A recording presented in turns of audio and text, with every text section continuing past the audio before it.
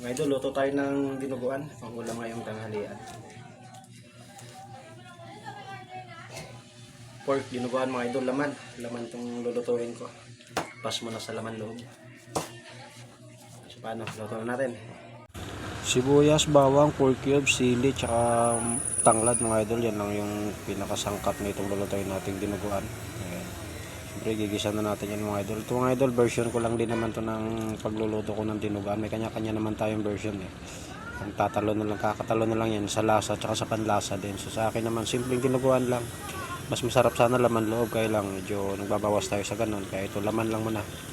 Nilagyan ko lang ng konting taba mga idol. Yan, gigisa na natin yan para masimulan ng pagluto, para habol sa pananghalian. Mga idol, dinuguan ang napili nating iulam ngayong pananghalian mga idol. Wala naman tayong pasok ngayon, kaya luto tayo ng ulam. Lagay na natin mga idol yung mga pampalasa nito. Ayan, simulan natin sa paminta powder, 2 piraso yan mga idol. Tsaka ito yung 2 pork cubes din para malasang malasa talaga itong karne natin. Ito lagay natin yung laurel tsaka itong sili. Ayan mga idol.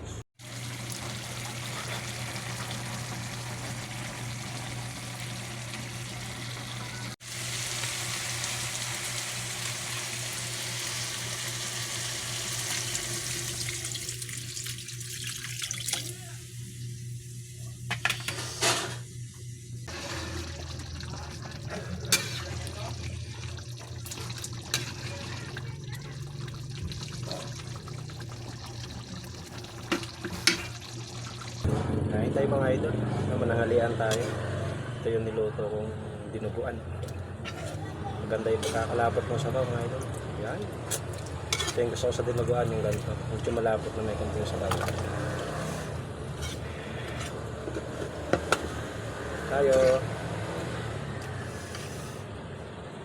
Yan mga idol.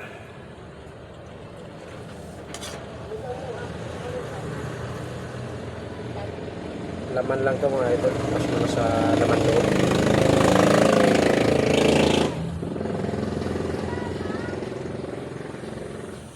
Ito yung pampagana lalo.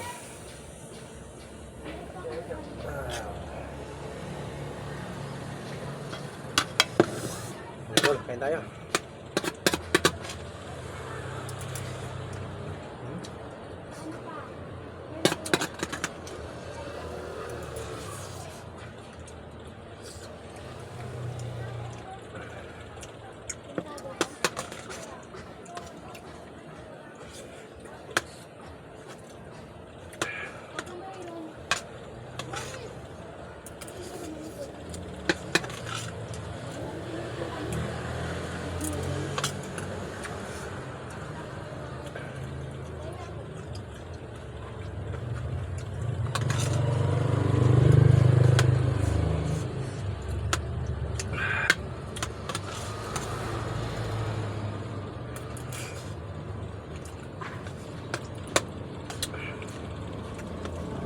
Mainit parehas. Ulam tsaka yung kanin.